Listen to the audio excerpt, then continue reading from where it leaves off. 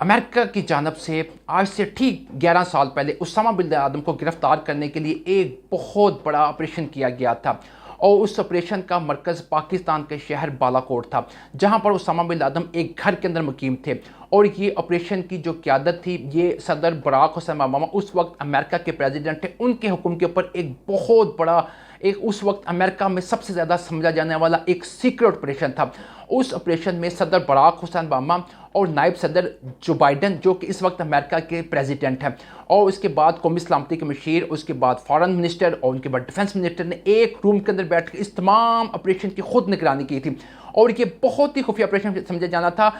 Barack Hussain Obama ने अपनी savanna उम्री किताब के अंदर लिखा कि मैंने इस ऑपरेशन के बारे में इस कदर मैं कॉन्शियस था कि मुझे इस ऑपरेशन के बारे में पल पल की खबर के लिए बड़ा परेशान था। और जब तक ये ऑपरेशन ये सक्सेसफुल नहीं हुआ, मतलब उसामा बिन लादेन को वहाँ से गिरफ्तार करके अमेरिकन फ़ौज अपने साथ ही ले गई, तब तक मुझे इस ऑपरेशन के बारे में एक एक लम्हा, एक एक जो उसका पॉइंट था, मेरे लिए एक बहुत अहमियत का हामिल था। नाज़रीन किराम, आज से ठीक 11 साल बाद, 2011 के बाद 2022 में जुम्मे के रोज़ अमेरिकन की जानब से ये ऑपरेशन दोबारा किया गया है। और इस वक्त सदर जो बाइडन ने इस हमले की जो इजाज़त दी है, ये इसमें और दोबारा ऑपरेशन में क्या मसला पाई जाती है, और उसमें उन्होंने दाइश के एक सरबराह को हलाक करने का दावा किया है। और इस सरबराह का उसामा बिन लादेन के साथ क्या ताल्लुक था, और इसके बाद दूसरा इनका ताल्लुक सद्दाम हुसैन के साथ क्या एक इंपॉर्टेंट और गहरा ताल्लुक पाया जाता है, ये कुछ तफसीलात हैं मैं आपके साथ वीडियो में आगे चल के शेयर करूंगा। और इसके बाद इस ऑपरेशन के अंदर कौन से तैयारे इस्तेमाल किए गए हैं,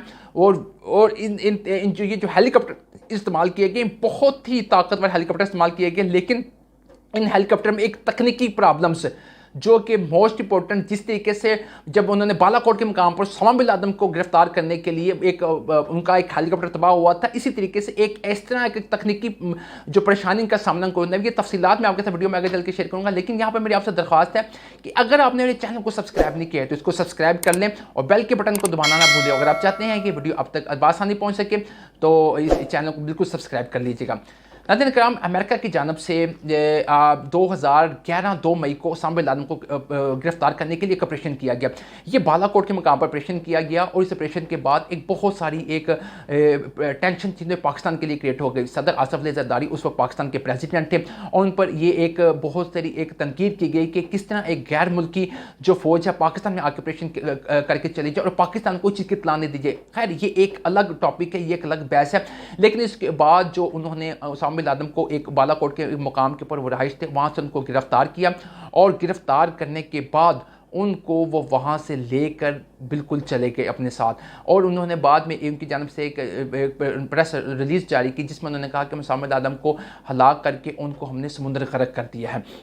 ठीक 2022 के अंदर अमेरिका की जानब से वही ऑपरेशन किया गया, और इसकी जो ऑपरेशन की जो इजाज़त थी, इस हमले की इजाज़त थी, सदर जो बाइडन ने दी थी। सदर जो बाइडन और उस वक्त नायब सदर जो इस वक्त कमला हैरिस है, और कौमी सलामती के जितने भी फोकल पर्सन हैं, इन्होंने खुद बैठ के इस ऑपरेशन की निगरानी की। और ये ऑपरेशन उस ऑपरेशन के साथ एज इट इज़ ममासलत रखता है, क्योंकि उस वक्त सदर बराक हुसैन ओबामा उस वक्त प्रेसिडेंट थे, और जो बाइडन हैं उस वक्त नायब सदर थे। इस वक्त ये सदर जो बाइडन ने अमेरिका के प्रेसिडेंट होने की हैसियत इस ऑपरेशन की इजाज़त दी, और इस ऑपरेशन की खुद इन्होंने निगरानी की। और अब इस ऑपरेशन के नतीजे के तौर के ऊपर जो दाइश के सरबराह हैं अबू इब्राहिम अल हाशमी अल कुरैशी को इन्होंने हलाक करने का दावा किया है। अब इस ऑपरेशन की नौयत क्या थी, ऑपरेशन किस तरीके से किया गया, मैं कुछ तफसीलात आपके साथ शेयर करने जा रहा हूँ। ये ऑपरेशन जो था एज इट इज़ उन्होंने ऑपरेशन किया, ये शाम के शहर अदलब में इन्होंने ऑपरेशन किया। इस ऑपरेशन के नतीजे के तौर के ऊपर उन्होंने एक अमारत, एक खुफिया इत्तला के तौर पर उनको था कि अबू हाशिम अल कुरैशी इस बिल्डिंग्स के अंदर मौजूद है,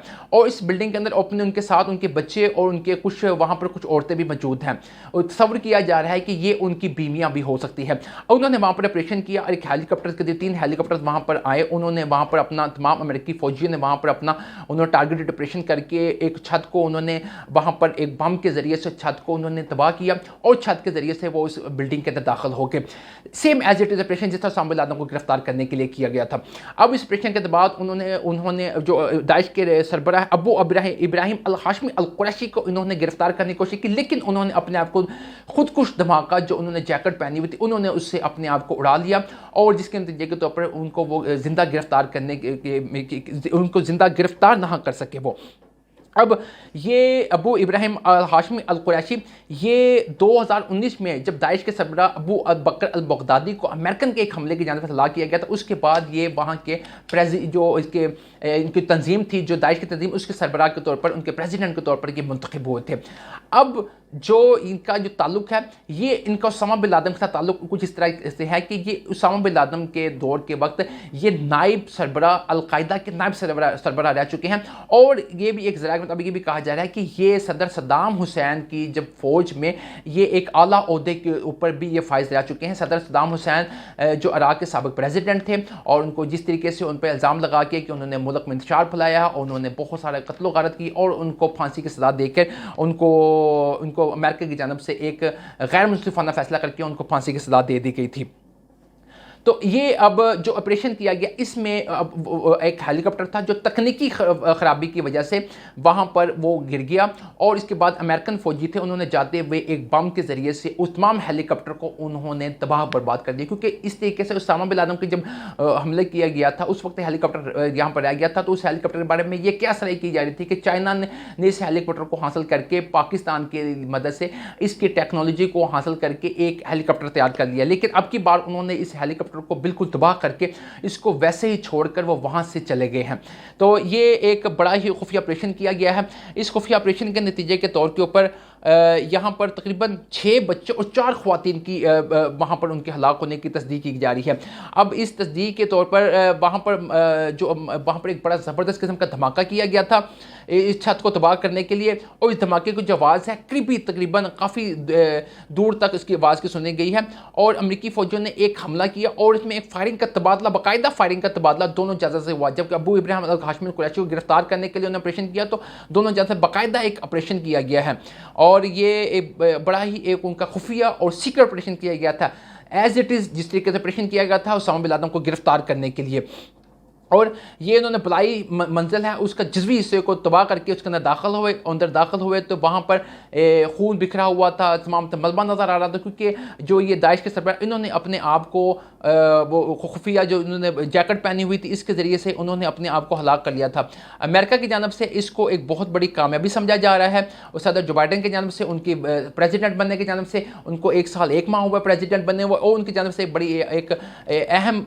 उनकी एक समझी जा रही है कि बहुत अच्छा इकदाम है उनकी जानब से। क्योंकि वो उनका बयान है कि हम खित्ते के अंदर अपने इत्तेहादियों के साथ मिलकर पूरी दुनिया को महफूज बनाना चाहते हैं, और इस तरह के ग्रुप्स और ग्रोह और जहाँ कभी मुल्क में अमन तबाह करने की कोशिश करते हैं। ये अमेरिकन के सदर जो बाइडेन के अल्फाज है, मैं एज इट इज़ आपके सामने पेश कर रहा हूँ कि हम मुल्क के अंदर और अपने इत्तेहादियों के साथ मिलकर जहाँ कहीं भी दुनिया के अंदर कोई दहशतगर्द ग्रुप्स, दहशतगर्द तंजीमें जो इसके अंदर